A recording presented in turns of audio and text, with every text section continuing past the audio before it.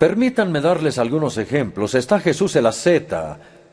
Al principio de la era cristiana, es comparado con Juan el Bautista, que tenía un abrigo de pelo de camello y casi siempre, creo yo, andaba descalzo y solía comer langosta con miel silvestre.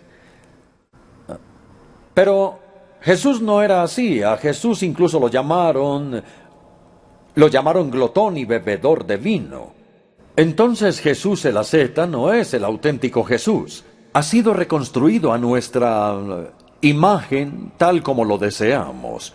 O tomemos un ejemplo más moderno, Jesús el revolucionario, Jesús el Che Guevara, pero el Che de hoy. El guerrillero urbano o rural y con ojos destellantes y barba negra. Pero de nuevo Jesús no era un revolucionario, no es una verdadera imagen de él.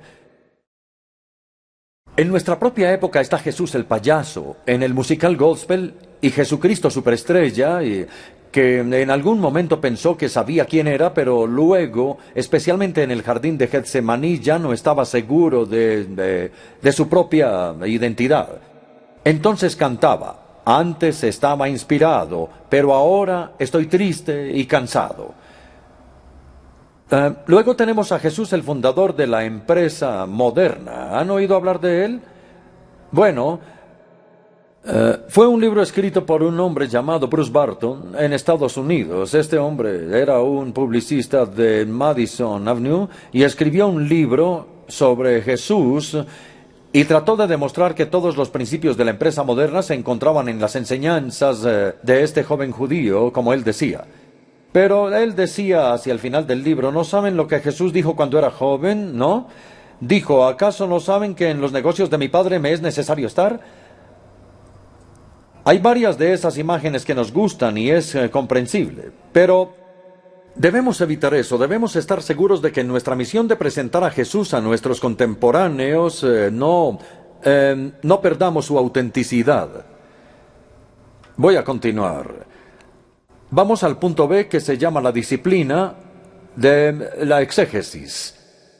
La exégesis bíblica en el principio de la historia es la disciplina que requiere tanto integridad para rehusarnos a torcer la escritura, como sensibilidad para utilizar nuestra imaginación para recrear la situación en la que los autores bíblicos se encontraron. Tenemos que luchar por librar a nuestra mente de la perspectiva moderna y de las presuposiciones modernas. Tenemos que meternos en la situación de los autores bíblicos. Tenemos que recrear su contexto histórico y entender su idioma como ellos lo usaron y como los oyentes debieron haberlo entendido. Todo eso es la disciplina de la exégesis. Calvino lo dijo de una manera hermosa. Yo creo que Calvino es el mejor expositor bíblico que Dios le ha dado a la Iglesia. Él tenía un entendimiento increíble para su edad en el siglo XVI y él dijo esto: la primera regla de un intérprete es dejar que el autor diga lo que dice y yo quiero hacerle decir lo que dice. La primera regla del intérprete es dejar que el autor diga exactamente lo que dice y transmitirlo como tal. Un ejemplo que quiero darles se encuentra en el Evangelio de Juan, cuando Jesús está hablando con Nicodemo y le dice: tienes que nacer del agua y del Espíritu. Ahora bien, la Iglesia Católica Romana enseña que nacer del agua es el bautismo. Y hay otras personas que enseñan lo mismo hoy. Pero eso no puede ser correcto, porque Jesús instituyó el bautismo después de la resurrección y habló con Nicodemo al puro principio de su ministerio. Entonces, ¿cómo lo entendió Nicodemo? Eso es lo que nos tenemos que preguntar hoy. ¿Cómo entendió Nicodemo la necesidad de nacer del agua y del Espíritu? Bueno, en ese mismo tiempo en el río Jordán, Juan el Bautista contrastaba la palabra con el Espíritu. Él dijo: yo bautizo con agua, Él los bautizará con el Espíritu Santo. Y luego Jesús dijo, bueno, a menos que tengan ambos, a menos que vayan a donde Juan el Bautista para arrepentimiento y perdón de pecados, no pueden luego venir a mí y nacer del Espíritu. Ahora bien, ya sea que ustedes estén de acuerdo o no con esa exégesis, aclaremos lo que intentamos hacer, cómo Nicodemo entendió lo que Jesús estaba diciendo. Ahora voy a concluir el segundo principio. La preocupación por descubrir la intención del autor, el contexto del autor, su idioma, se llama comúnmente la exégesis gramático-histórica. Su meta es establecer el significado original del texto bíblico. Hasta ahora hemos visto que como Dios habló para ser entendido, podemos afirmar el principio de la simplicidad y buscar el significado natural del texto. Como Dios habló en contextos precisos, afirmamos el principio de la historia para buscar el significado original del texto. En tercer lugar, como cuando Dios habló no se contradijo a sí mismo, podemos afirmar el principio de la armonía y buscar el sentido general del texto que es iluminado por otras partes de la Escritura. Todo esto, estos tres principios surgen de la verdad que Dios ha hablado y la forma como Él lo ha hecho. Lo que encontramos en la Escritura es una combinación notable de diversidad y de unidad. La revelación de Dios es rica en diversidad, en énfasis teológico y en medios literarios, como lo vimos la semana pasada. Sin embargo, a pesar de su gran diversidad, la revelación que Dios hace de sí mismo es consistente en toda la Escritura. Como lo leemos al principio de Hebreos, el mismo Dios que habló a nuestros antepasados en otras épocas por medio de los profetas en estos días finales ha hablado por medio de su Hijo. Y el propósito general de su revelación es evidentemente el mismo. En una palabra, es la salvación. El propósito de Dios es llamar a un pueblo para sí mismo, adoptarnos en su familia, transformarnos en la imagen del Hijo y enviarnos de nuevo al mundo como testigos y siervos y llevarnos a nosotros y de hecho a todo el universo a la gloria final. Todo eso es la salvación.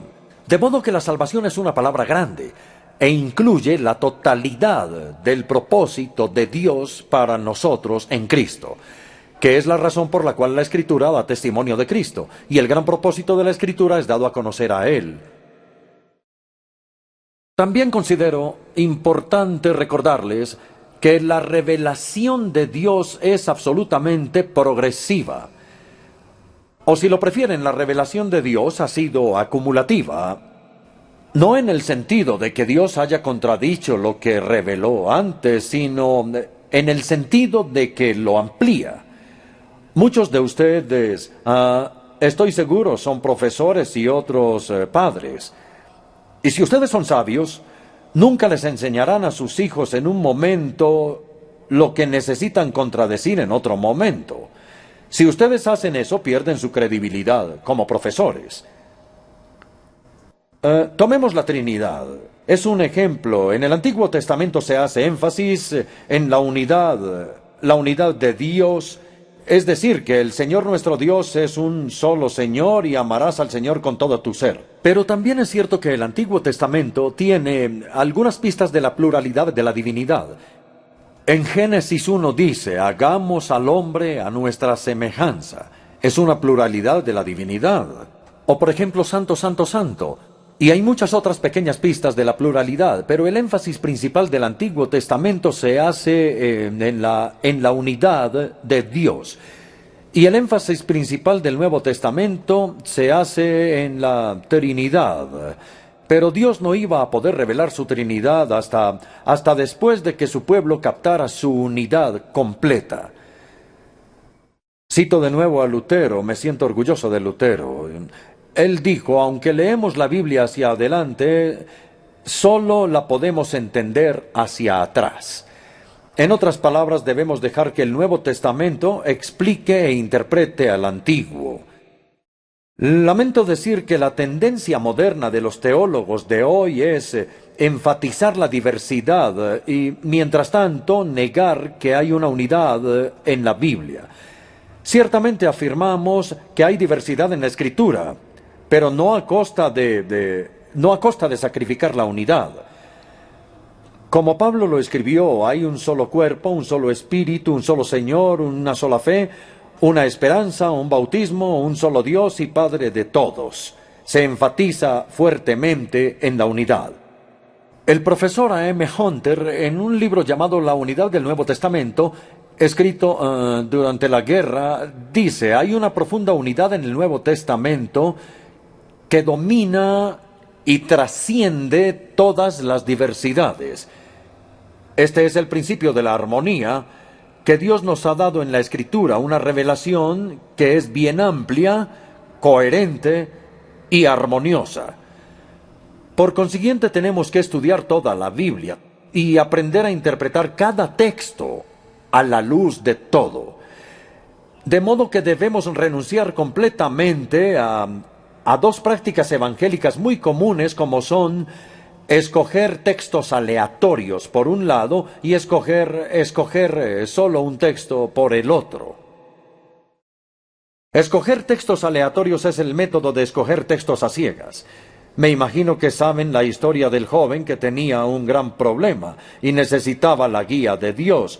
Entonces abrió la Biblia al azar, luego llegó al pasaje de cuando Judas fue y se colgó.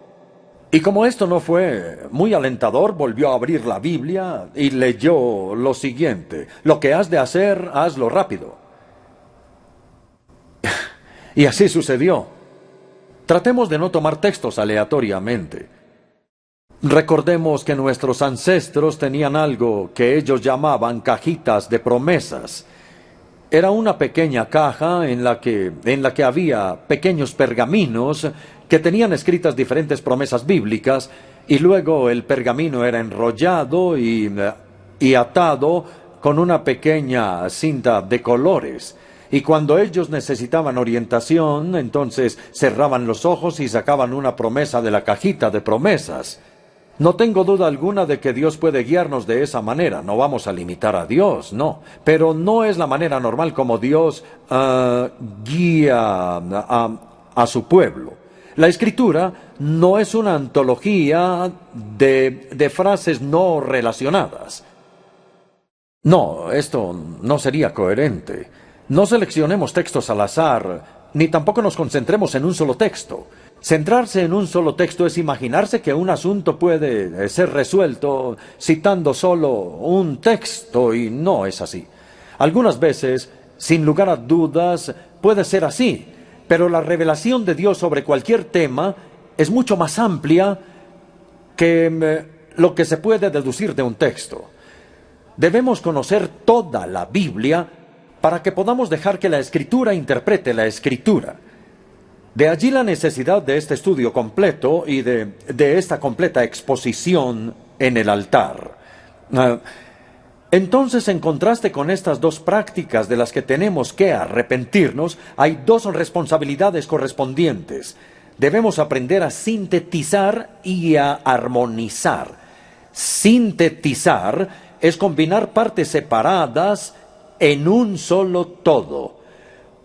Un cristianismo muy popularizado surge cuando hay un uso selectivo de textos. Por ejemplo, nunca vamos a desarrollar una perspectiva bíblica equilibrada sobre el ser humano si nos centramos en la perversión del ser humano. Yo creo en la perversión total, si entienden su significado. Pero uno no llega a entender a los seres humanos si solamente se centra en eso. Porque hay otros pasajes de la Biblia que hablan de su dignidad.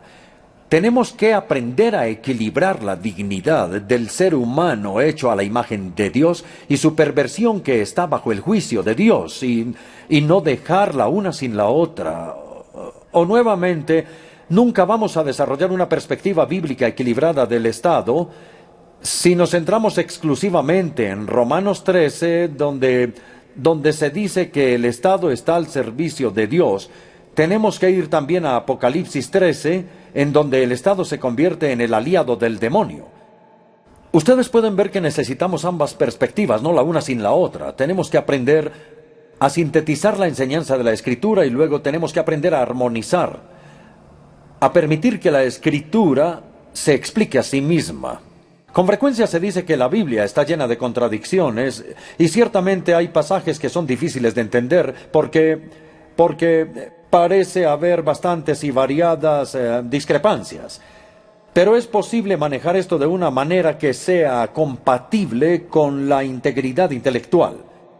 Porque si creemos como lo hacemos, con un fundamento sólido en la inspiración y el origen divino de la Escritura, entonces vamos a ser sabios si no la acusamos prematuramente de estar errada y si no la manipulamos para encontrar una unidad artificial.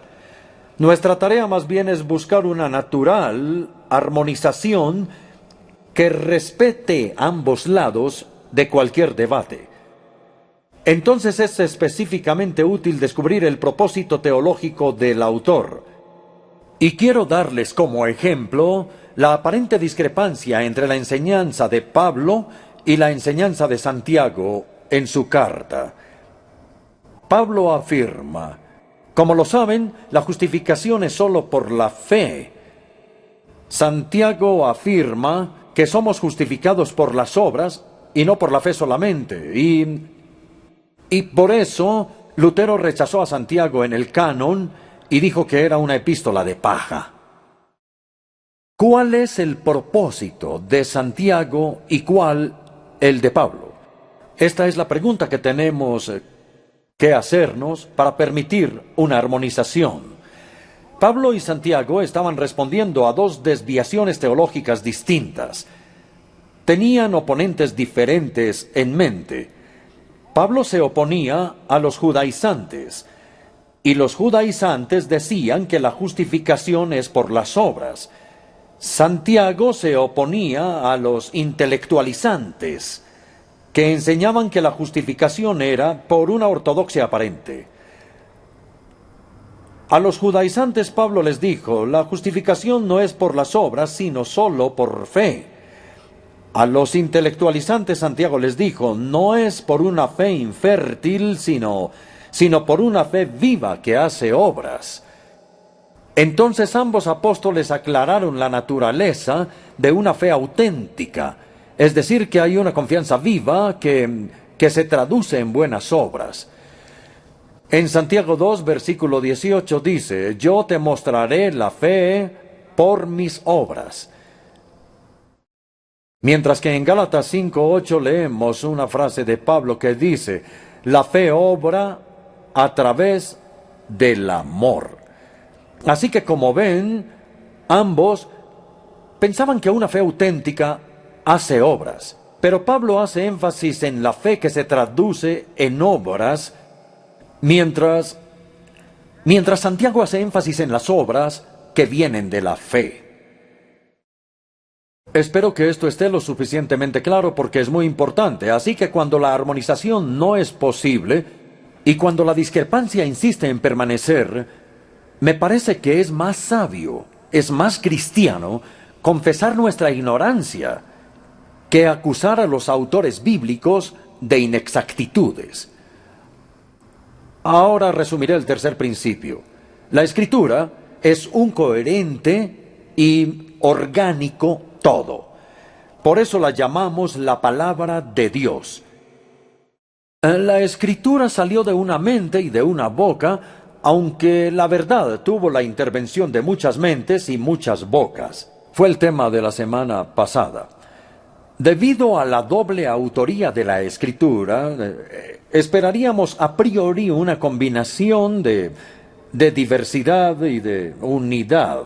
Diversidad debido a los muchos autores humanos y unidad debido al único autor divino. Y eso es exactamente lo que Dios ha dado.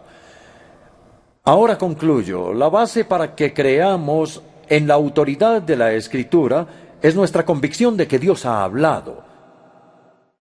La base para nuestra interpretación de la Escritura es nuestra convicción de por qué y cómo ha hablado. Como Dios habló primero para ser entendido, podemos afirmar el principio de la simplicidad y buscar el significado plano, obvio, natural y sentido del texto. En segundo lugar, como Dios ha hablado en contextos precisos y particulares, podemos afirmar el principio de la historia. Y buscamos el sentido original como los escritores pretendían que lo entendiéramos. Y en tercer lugar, como Dios dio un mensaje coherente, sin contradecirse a sí mismo, podemos afirmar el principio de la armonía y buscar el sentido general, que es el sentido por otros pasajes de la Escritura. Ahora bien, cuando uno reflexiona en esto, no son principios arbitrarios, no los imponemos de manera artificial en el texto. No, ellos surgen de una manera natural y lógica del tipo de Dios que Él es, que ha hablado, y del tipo de palabra que Él ha hablado. Esa palabra es sencilla, contextualizada y coherente. Que Dios nos ayude en la interpretación de su preciosa palabra.